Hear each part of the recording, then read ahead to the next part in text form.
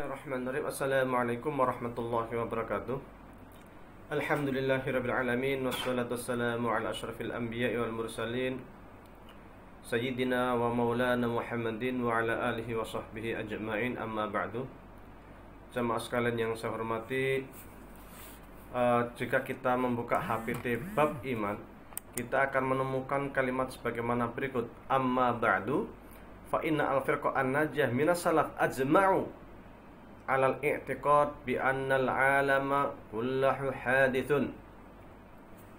Amma ba'du, bahwasanya yang dimaksud dengan al-firqah an-najiyah, golongan yang selamat itu, bahwasanya para ulama salaf telah bersepakat bahwa alam raya ini sifatnya baharu. Terkait dengan firqah najiyah, terkait dengan salaf sudah kami terangkan sebelumnya. Tiba saatnya saya akan sedikit berbicara tentang ijma.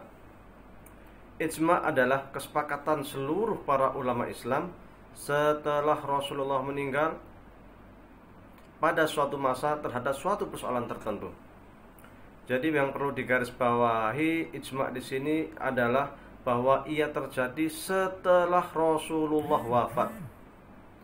Artinya di zaman Rasulullah tidak ada istilah ijma, karena semua hukum itu masih berada di tangan Rasulullah SAW.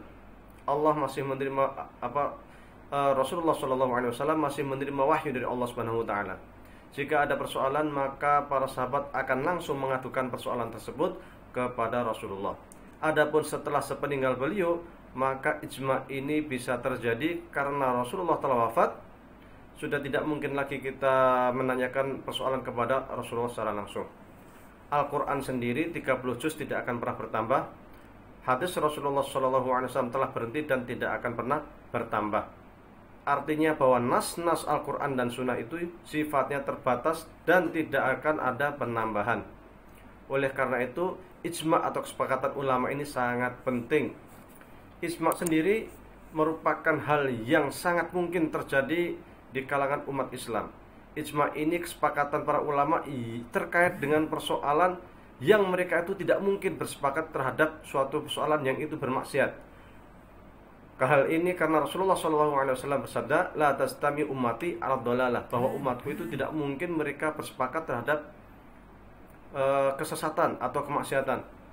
Dan ini merupakan salah satu ciri daripada umat Muhammad, umat Nabi Muhammad SAW. Kuntu khairu ummatin ukhrijatin nas ta'muruna bil ma'ruf wa tanhauna 'anil munkar, bahwa umat Islam itu menjadi umat terbaik karena ciri-cirinya adalah selalu beramar ma'ruf dan nahi munkar.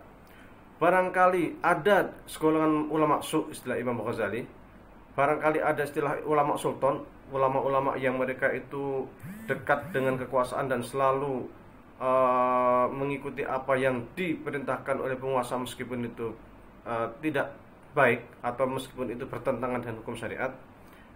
Namun demikian, tidak akan mungkin seluruh ulama demikian. Selalu saja akan ada ulama-ulama yang berani menentang kebatilan dan kemaksiatan. La tastami ummati ala dhalalah. Kemudian ijma ini bisa dibagi menjadi dua. Satu, ijma sukuti. Yang kedua, ijma sharih. Ijma sharih itu adalah semisal yang terjadi pada masa Khalifah Abu Bakar As-Siddiq. Waktu itu Ali bin Abi Thalib dan Umar bin Khattab menghadap Abu Bakar sebagai seorang khalifah, mengusulkan kepada beliau untuk membukukan mushaf. Namun Abu Bakar waktu itu ragu, meminta waktu beberapa hari untuk sholat istikharah. Beberapa hari kemudian diadakan rapat kembali dan disepakatilah oleh para sahabat untuk membukukan mushaf. Artinya Al-Quran yang sebelumnya pada zaman Rasulullah masih berserakan di pelepah kurma, di batu-batu, di tulang-tulang, atau di apa saja, dikumpulkan menjadi sebuah mushaf. Dan ini merupakan jasa daripada Khalifah Abu Bakar As-Siddiq. Dan itu merupakan kesepakatan seluruh para sahabat secara sharih, karena dilaksanakan dengan musyawarah mufakat. Namun bisa jadi ada suatu persoalan yang sebagian ulama barangkali sharih, tetapi ulama lain diam, tidak memberikan pendapat.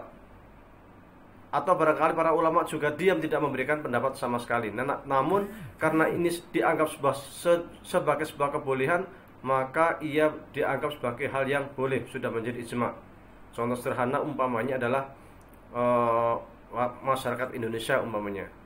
Mereka kalau sholat pakai sarung, kalau perempuan pakai mukena. Meskipun para ulama tidak berfatwa bahwa itu boleh, tetapi hal yang seperti ini menunjukkan bahwasanya hal itu dibolehkan, karena para ulama tidak mungkin diam di dalam persoalan yang terkait dengan maksiat. Selain ijma sukuti dan ijma shorih tadi, ada juga ijma yang sifatnya berasal dari dalil dzanni atau qat'i. Dalil qat'i itu misalnya aqimus shalah, perintah sholat. Kata-kata aqimus shalah merupakan dalil qat'i dari Al-Quran, sehingga seluruh para ulama sepakat bahwasanya sholat itu hukumnya wajib. Sholat hukumnya wajib. Namun bisa jadi ijma itu berasal dari dalil yang dzanni. Seumpamanya terkait dengan khamar. Khamar itu kan ilatnya kan di sana kan khamar jelas, semuanya sepakat khamar itu haram. Tetapi kemudian apakah bir haram, apakah kemudian whisky haram, itu kan kita harus mengetahui dari ilat hukum, dari qiyas. Untuk menentukan ilat ini kan sifatnya dzanni. Ilat ini sifatnya dzanni. Namun demikian para ulama sepakat bahwasanya whisky, ganja itu haram setelah mereka melihat ilat yang sangat kuat yang menunjukkan bahwasanya hal-hal tersebut dapat menimbulkan permasalahan kepada otak manusia, sehingga ia bertentangan dengan maqasid syariat hifdzul aqli. Inilah yang disebut sebagai ijma. Mudah-mudahan bermanfaat. Kurang dan lebih mohon maaf. Assalamualaikum warahmatullahi wabarakatuh.